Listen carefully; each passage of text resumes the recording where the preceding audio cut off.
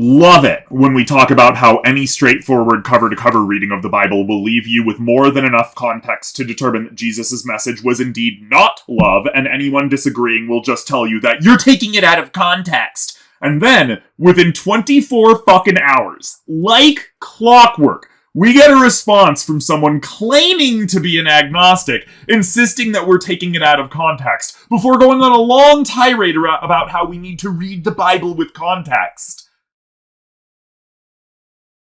In response to a statement about what we learned when we read the Bible, cover to cover, with as much context as the book can actually give. You literally cannot win.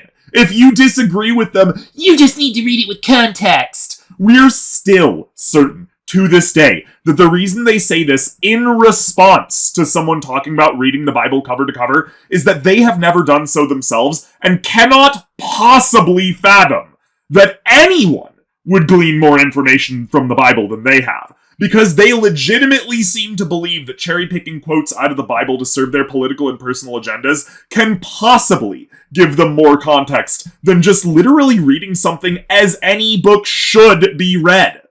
We're of the belief that interpretation is stupid with the Bible. It says in very clear words what it wants of the world, and there's really no interpreting it when Jesus said that he has come not to bring peace, but a sword, and then follows it up with a tirade about hating family. Trying to tell us, but you weren't reading it with context, makes the idea of being told to hate our family in so many words and love him and his father more than our own daughter or son needs no more context.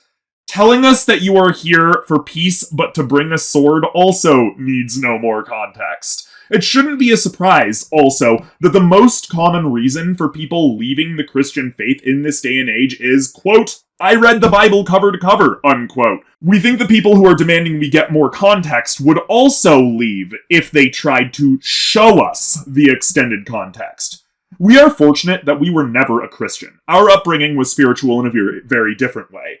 But much of our family is Christian, and to this day, we still have not known any of them to read the Bible all the way through, like any other book.